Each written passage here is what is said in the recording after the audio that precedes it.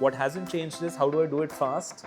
How do I maintain the science of the discipline of logging the meeting, logging the contact, and so on. So all of that is, by the way, a prerequisite now. While you kind of maximize the impact of current tools, I think you need to be very open to the fact that eventually keep trying out new things, so that you're always on the lookout for how else can I become better. AI is the biggest mega trend of the world we are living in. Every organization is thinking about how to harness AI largely in two frames. One, what are the implications for our product and services? How do I serve my customers better through my new product or services or refined product and services? And the second frame is how do I drive my internal processes and people for higher productivity and higher effectiveness?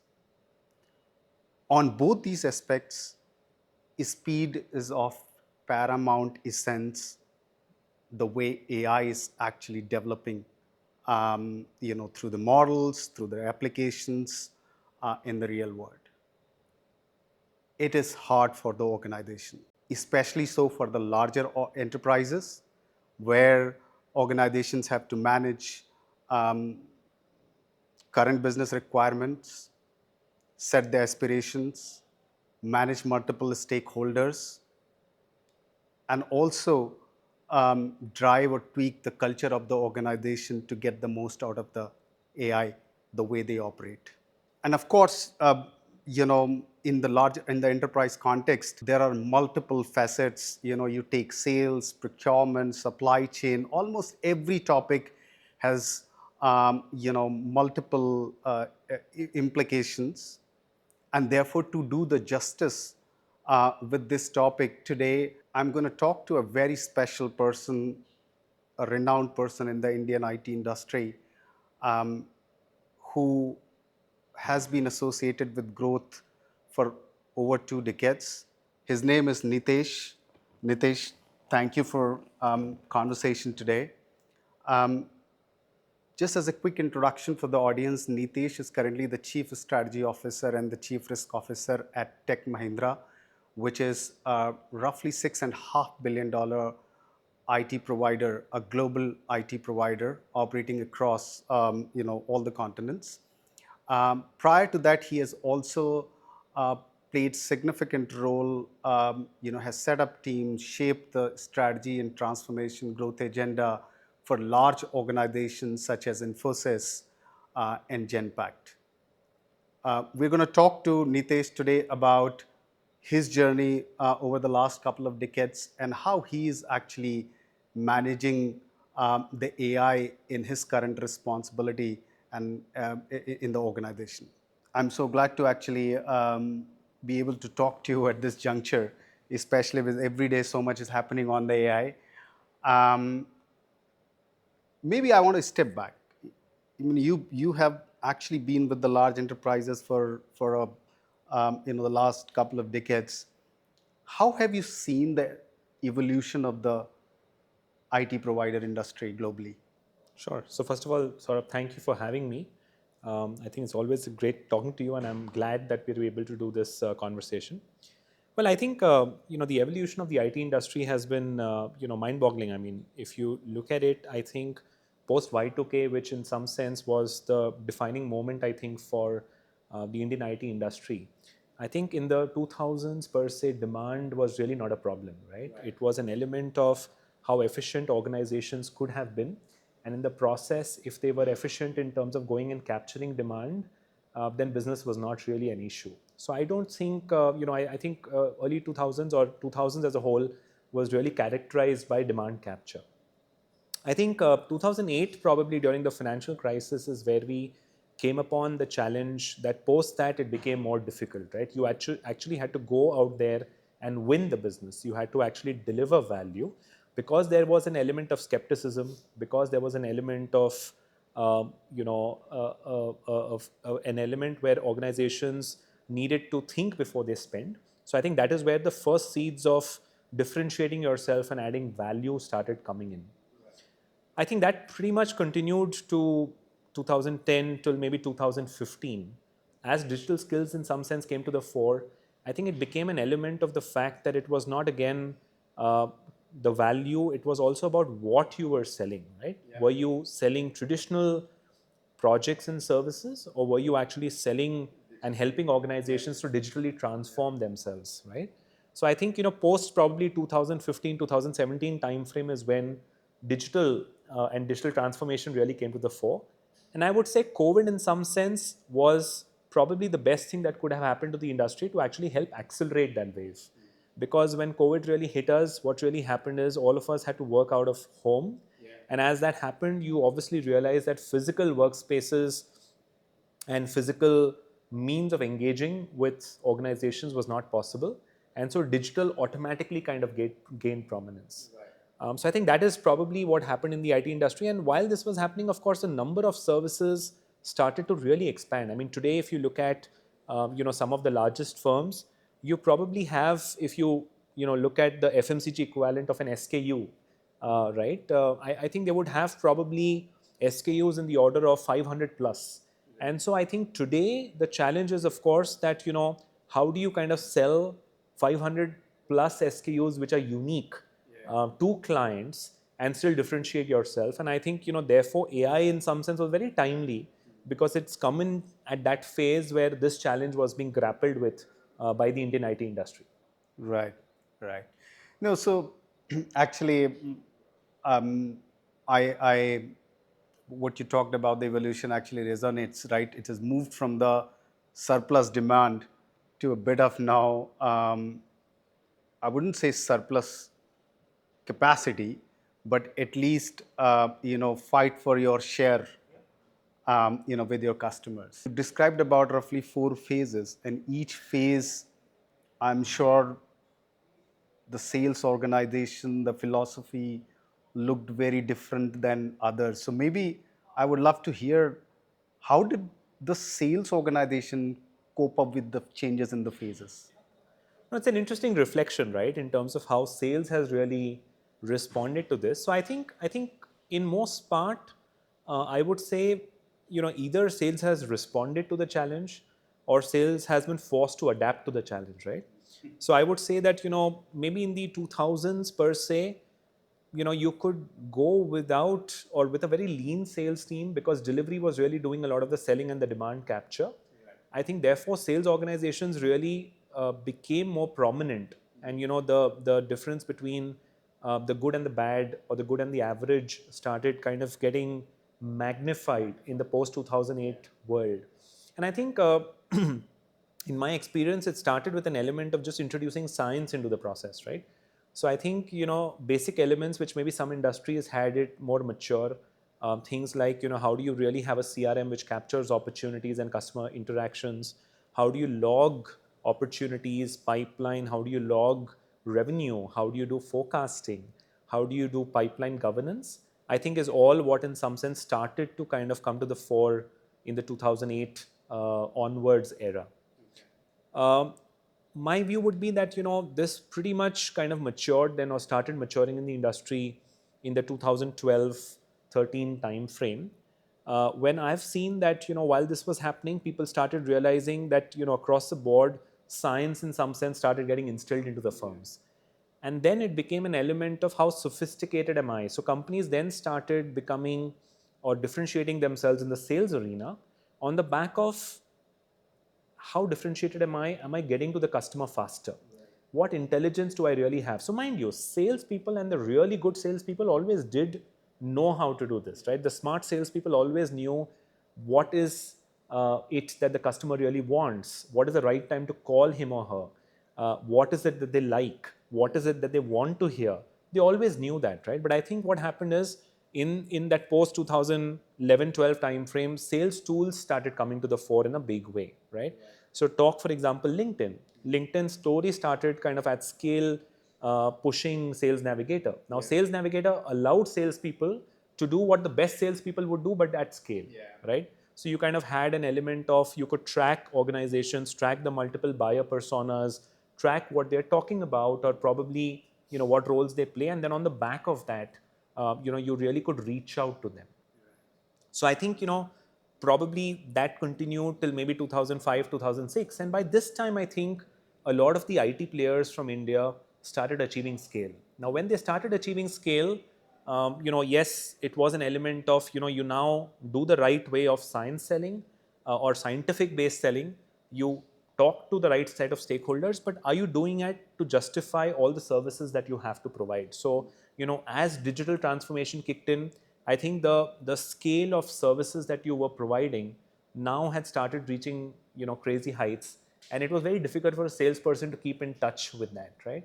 So I think that is where the industry probably saw the likes of maybe a McKinsey or a Bain or a BCG coming in and talking to IT players on a transformation that which needed to be driven on how do you segment the different clients and how do you do different things for different clients. So how do you manage a large account? It was all an element of the importance of annual planning at the start.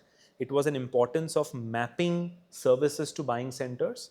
It was an element of I have 20 different unique service lines to offer, but the client buys only 10. What do I do about the rest 10?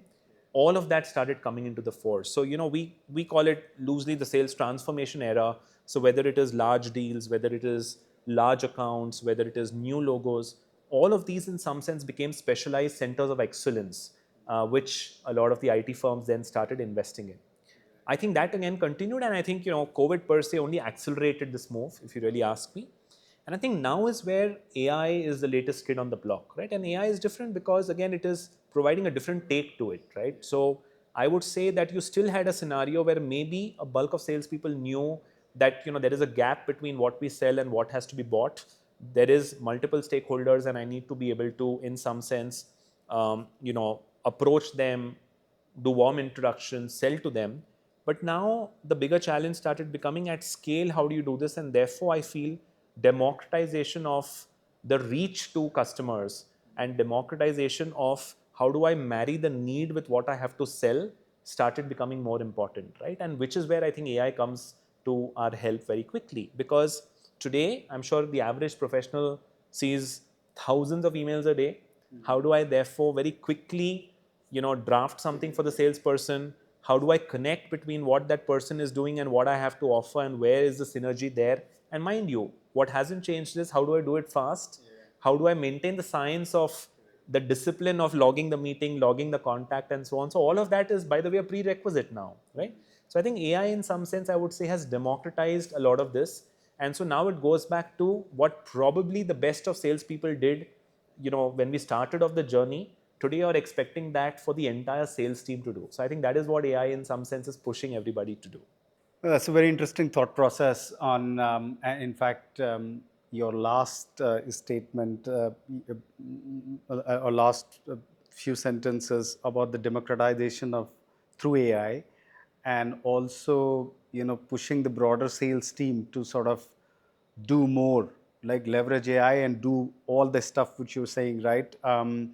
Reaching out to more number of customers at the same time following internal processes as well. How sales teams receiving this? Because I'm sure you are driving this transformation at Tech Mahindra. How sales team receiving it? So I think salespeople per se are receiving these bits on the recent changes. I would say in two parts. One is that they need to now start becoming comfortable with the new way of selling, which is, let's say, AI assisted selling, right? Which is that therefore they really need to know and they need to get used to the fact that AI is coming to assist them. So I think, like with any human experience, there is always an element of an initial inertia. Some, of course, are early adopters, so they kind of get it fairly quickly.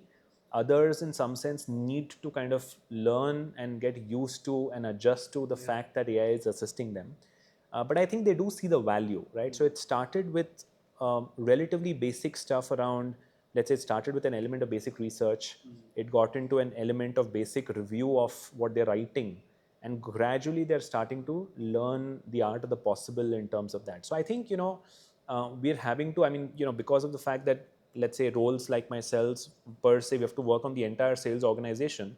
You have to, in some sense, therefore, wait for people to get to a certain minimum level of the fact that I understand what the tool can do, the fact that I'm over my initial inertia, of getting AI to help me. And post that, then there is receptivity definitely to these kind of new age tools or to the new AI assisted learning era.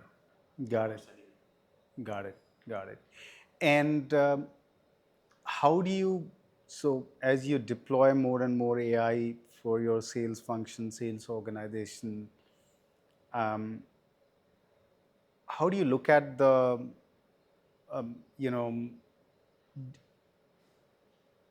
deployment in terms of, um, is there a internal teams which are also thinking about how do you deploy agents, make use of, for example, there is a lot of CRM data. How do you, get CRM to do more, uh, or automate a lot of the CRM manual inputs for the sales team, right? Of course, there are lot of, as you rightly said, from digital era to this era, there are lots of tools and products which are in the market. How are you seeing the internal development plus, external solutions? Sure. So I think again, like with most things, Saurabh, I do believe that internally, of course, we have great teams which help us with the technology. They help us with project management. They help us with basic elements required on the tools that we bring in. Of course, we have departments like the one that I lead on sales transformation, which is therefore, defining the roadmap, figuring out what we want, what we don't want, and then actually helping launch and change manage all of this. So that does happen. But if you really ask me, at no stage, and because sales is such an evolving function, as we discussed earlier, you will always have a scenario that startups per se, or there are new age companies which are coming on with new ways and new means of how, let's say, AI in this case is actually can help them, can help sales. So I think what is always important is to have a continuous sensing mechanism of what else is coming out there. Because one is either organizations really don't have the time to think of innovation, or of course, even if they think, execution is an issue. So I think while you kind of maximize the impact of current tools, I think you need to be very open to the fact that eventually keep trying out new things, so that you're always on the lookout for how else can I become better. Right, right. No, I think this is an interesting observation as well, Nitesh, because there is a lot of nowadays, um, you know, there is a bit of thought process around, you have a lot of data in the organization, and therefore how do you deploy the agents and make use of that data, right? But at the same time, that's of course the bit of longer process as well. Also, onus on the organization to actually build the high quality data, right? Both the internal and as well as the external data point of view. And then also, given the evolution, the AI space, there are, the core competency concept is still very much intact, right? Where some organizations are trying to build a very specific set of agents to help, for example, on the account research, intelligence, or RFP, RFI automation, or whatever it is, right? So, the balancing, I think what I'm hearing from you is that, you are balancing both the approach, getting more out of the whatever data exists, deploying your own agents, but at the same point of time looking at external solutions as well, which keep you ahead of the game. Of course. I mean, see, at the end of the day, as you're right? I mean, absolutely bang on, which is that AI has not been able to, replace an element of what the organization stands on the basis of differentiation, right? So, for example, what is inherently the differentiator that I provide is and should continue. I mean, I have to continuously evolve my set of offerings, but of course, that is a differentiator, which is why we exist today.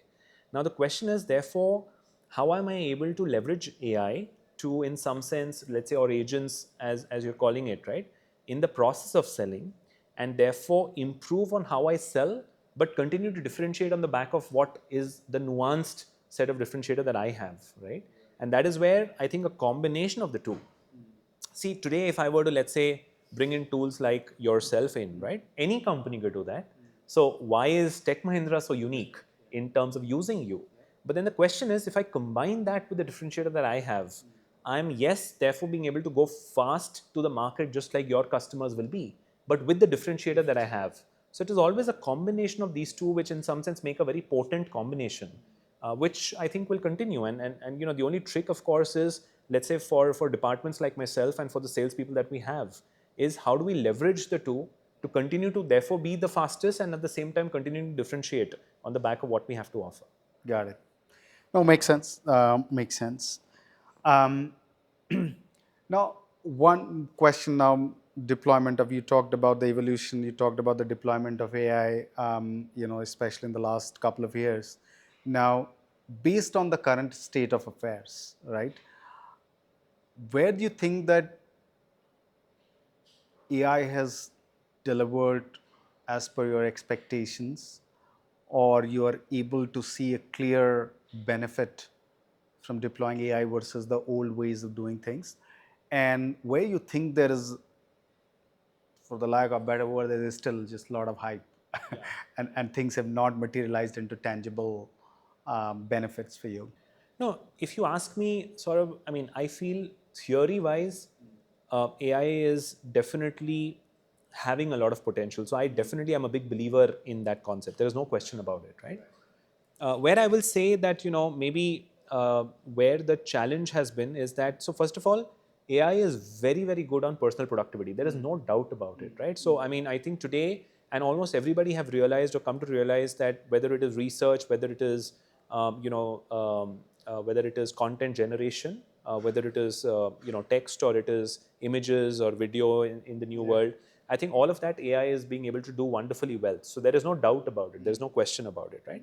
I think where, of course, AI at the moment needs people like you and me to kind of help it slightly fast to get faster into action is an element of one, of course, as a technology, AI can go berserk. So we need to have guardrails around it, right? And so therefore, as organizations, we of course are putting the right guardrails around it. But then in the process of course putting guardrails, are we able to match the pace? I mean, AI with or without guardrails, it's a flip of a button, and AI can start doing it with the guardrails. But the question is, as organizations and enterprise grade, are we ready to kind of therefore just take, let's say, even a week or a month to actually approve and therefore agree that these guardrails are good? Now, AI, you can come in and you can actually help us with what we have. So I would say that, it's more, how quickly are we going to be able to, do basics of security, contracting, POCs, human psyche. I think change management becomes a huge exercise, right? I mean, I think it's easy for people to understand one element, but then when you get into an element of, agents will interact with the CRM, you don't need to do anything. Agents will kind of manage the CRM. I think again that change management for humans will be big, right? So I would say that, I think there are a lot of these so-called enterprise-grade processes and the human inertia or change management, which of course is the time that we need to spend before AI can actually deliver to that promise which it has. And by the way, I don't think it's a technology thing. It's all the other elements around the technology which we have to solve for. Got it. Got it. Very interesting approach, Nitesh. I think what I'm hearing from you, it's not a question of what is delivering at this point of time, what is not delivering. I think what you're talking about is that, at least your approach is to, AI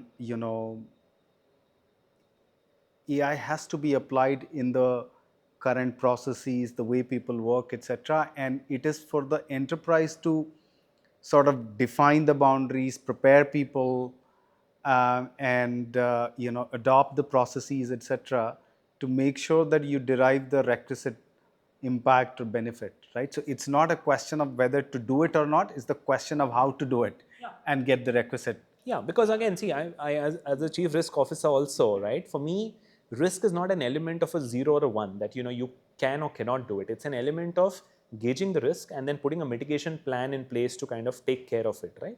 So similarly, absolutely, I think AI is an element where, you can make the tool operate under a certain restriction very quickly. I mean, today, for example, it's a prompt which differentiates between, okay, do this, but keeping this in mind, etc., right? And AI will deliver to that, right? So AI is available to you and you can make it happen. But yes, the question is that, as organizations, how quickly are we being able to address the risk or monitor the risk or articulate the risk and then put in a mitigation plan and then of course deploy it, so that, because at the end of the day we also have commitments, right? And as a service provider, as Tech Mahindra, we have commitment to our clients, so we can't do anything which in any way jeopardizes that commitment to them, right? So that of course means that we have to be doubly sure before we bring that in. But yes, that is, I think, the speed at which, so what will really happen is, vis-a-vis the differentiation that a company has on offerings, a company could also differentiate on the speed at which is able to do some of this. And so therefore, for example, our motto of scale at speed probably is relevant, because if we really believe that we are a speedy player, then we should do it faster, right? And that's really, I think, what will also be an extremely important skill in this new world for companies to have. Oh, well said. I really like that approach. Um, I think you mentioned in your answer somewhere, and that just given me a thought, and just out of nowhere, the way you are looking at AI, deploying in the organization, and you said, of course, you're wearing double hats along with the strategy, the risk officer, chief risk officer as well. Um, at this point of time for you, this all the deployments are about the, you know, augmenting. Do you look at the augmenting people or replacing people? Where do you think you are in that journey at this point of time? So I think this question gets debated a lot. So I'm sure I'm not the only person to have a view on this, right? But I feel, yeah, I mean, while initially there was a lot of view and anxiety around replacement, but I think we've all realized that it's only augmenting, right? I mean, the way I simply put it is that, if an engineer becomes 10% more efficient through the use of AI, it doesn't mean, like that old school example, right? If a person can, let's say, make 11% do 11% more work than you can do with 1% less in a team of 9 or 10, right? So I don't think AI is like that, right? Because that free time that you generate, or that augmentation helps you become more efficient, you're going to do a little more work, but you still cannot replace. I mean, and the way I see in that world is, different people are going to use it differently, right? So it's not as though suddenly, it's not as though I have to make 10 walls and now I'm making 11th wall. I will use that time for something else. Yes. Right? And those 10 people on the team are going to use AI differently, become more productive, but use it differently. So is AI immediately going to therefore say that, okay, is it a mathematical exercise of saying now down to 9 people? I don't think so. I think, yes, productivity will go up. There is no doubt about it. The quality of the outcome will go up. The quality of the repertoire of what I can do on the back of AI assistance is going to go up. But I don't think it is more augmentation for sure than replacement, is my personal view. Gotcha. Even more so, I guess, in enterprise context where you still have to keep lots of parameters, risk parameters, etc., in guard, because everything matters, right, to what you sell to your customers. So, no, I agree. And maybe look, I can go on and on, and Nitesh, maybe somewhere I have to now, put a pause. So maybe with the final questions, if that's okay with you. Look, if you look at the AI adoption, I think we keep talking about endless trials by enterprises. Some people are saying 90% trials fail, so on and so forth. You look at, for example, the smaller companies, SMB, mid-market, they have been probably, based on their risk profile, etc., they've not been open to experiment, a lot more. What would be your advice, say, to the enterprise sales organizations? You've been helming it here in the past at Infosys as well. I think you have seen a lot in this space. Now, in the current era, what are the 2 or 3 at this point of time will be advised to them? Maybe on the adoption of AI, maybe something to change on the adoption, or adopt the sales market, sales organization to the current realities. We'd just love to hear a couple of advice. No, great thought. I wish I could give a definitive answer, but I feel, yeah, the few things that I've learned is, one, always experiment, always keep experimenting, right? And I think even more so with AI as a technology, I think we should continue to experiment with the way technology can keep solving for new problems which we never imagined were there. I think AI is starting to kind of challenge us on that. So I think experimentation will be the first bit. I think the second bit for me will be that, you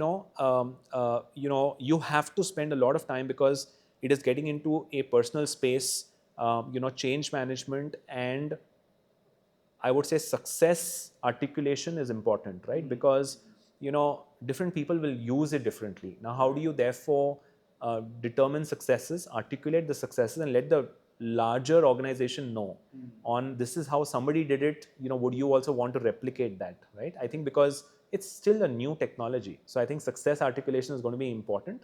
And then I think for me also the third element is with however I've seen the technology, I would not bet on you wanting to decide for the next 5 years, right?